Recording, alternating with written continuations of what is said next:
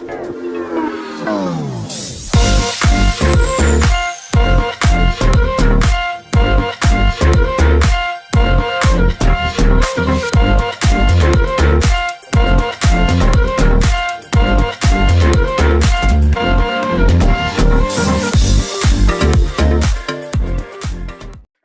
semua, salam sejahtera Malaysia. Selamat datang ke channel Fels Lifestyle. Terima kasih kerana memilih channel ini untuk isu yang hangat.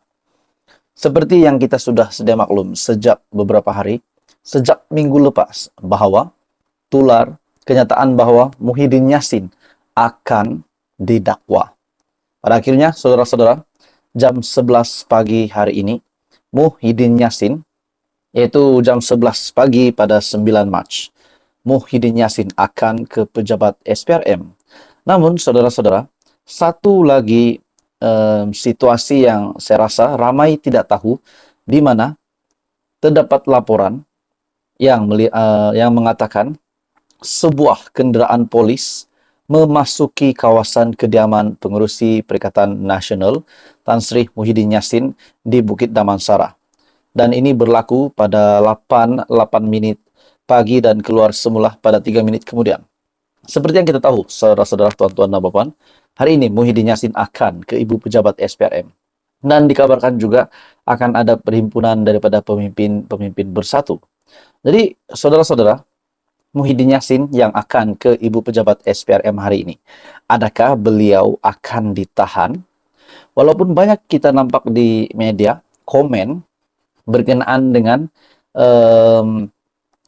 dakwaan yang diterima oleh Muhyiddin Yassin, ada yang berkata sepatutnya Muhyiddin Yassin sudah masuk penjara disebabkan apa yang beliau telah lakukan semasa Perikatan Nasional menjadi kerajaan, semasa Muhyiddin Yassin menjadi Perdana Menteri. Namun saudara-saudara, itu semua kita tunggu apa tindakan daripada penguat kuasa, daripada polis, daripada SPRM. Oke, saudara-saudara, tuan-tuan dan puan-puan semua. Sebelum saya meneruskan isu hangat ini, saya meminta jasa baik Anda untuk bantu channel ini dengan menekan butang like. Anda dipersilakan share video ini dan tekan butang subscribe.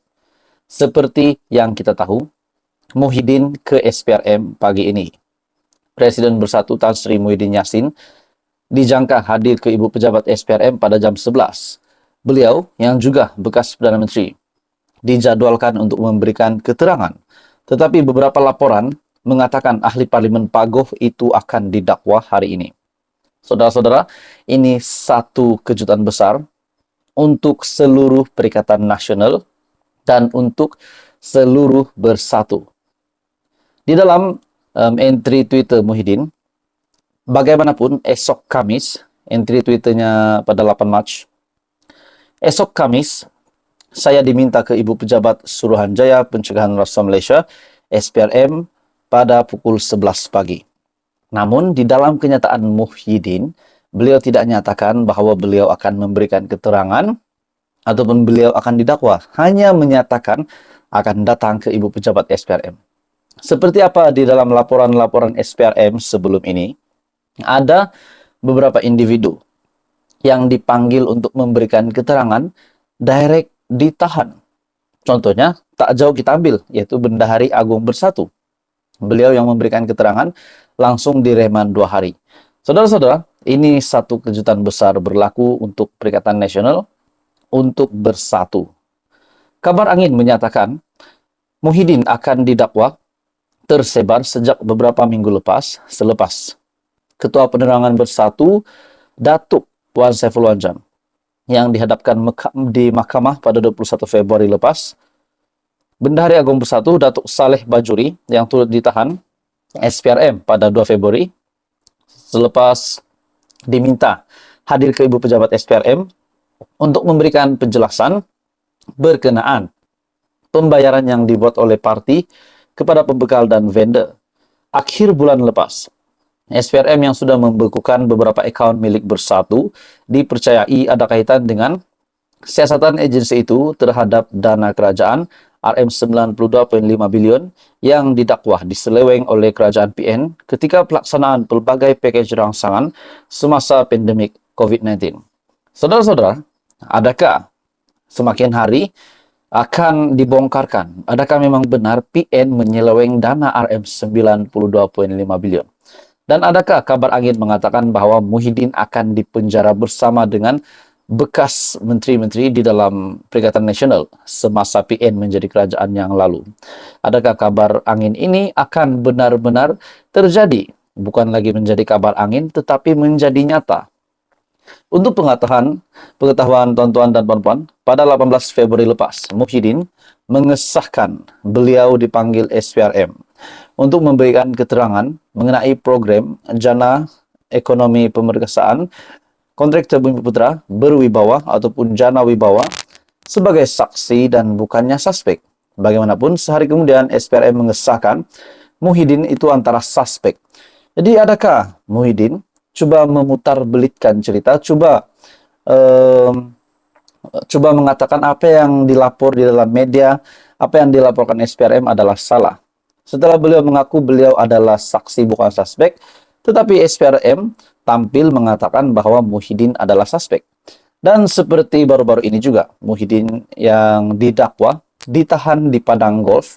Namun, menurut Muhyiddin itu adalah berita palsu. Menerusi entry terbaru Twitter, beliau sendiri kata itu adalah berita palsu.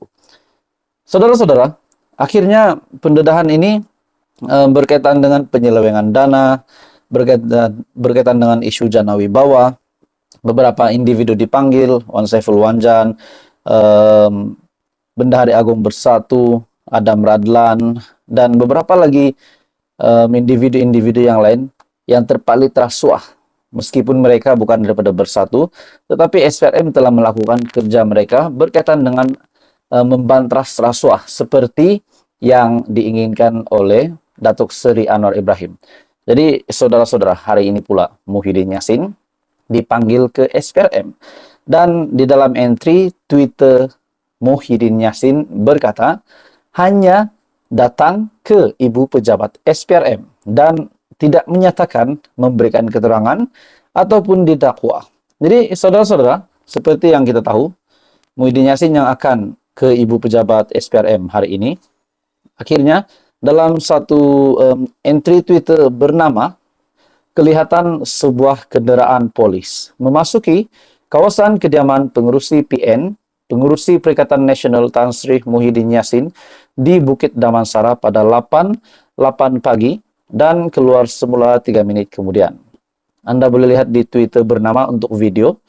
Jadi saudara-saudara, adakah kebenaran akan terungkai tidak lama lagi? Adakah kabar angin yang mengatakan bahwa Muhyiddin Yassin dan beberapa pemimpin-pemimpin yang dikabarkan oleh Isyam Jalil yang menjadi klaster mahkamah akan benar-benar menjadi klaster mahkamah dan memang akan ditangkap? Saudara-saudara, teruskan bersama di dalam channel ini. Kita nantikan apa yang akan berlaku hari ini. Adakah Muhyiddin akan ditahan? Adakah Muhyiddin hanya memberikan keterangan dan balik ke rumah atau bagaimana? Teruskan bersama di dalam channel ini. Sekian saja berita hari ini. Terima kasih kerana menonton. Jangan lupa bantu channel ini dengan menekan butang like, share, dan subscribe.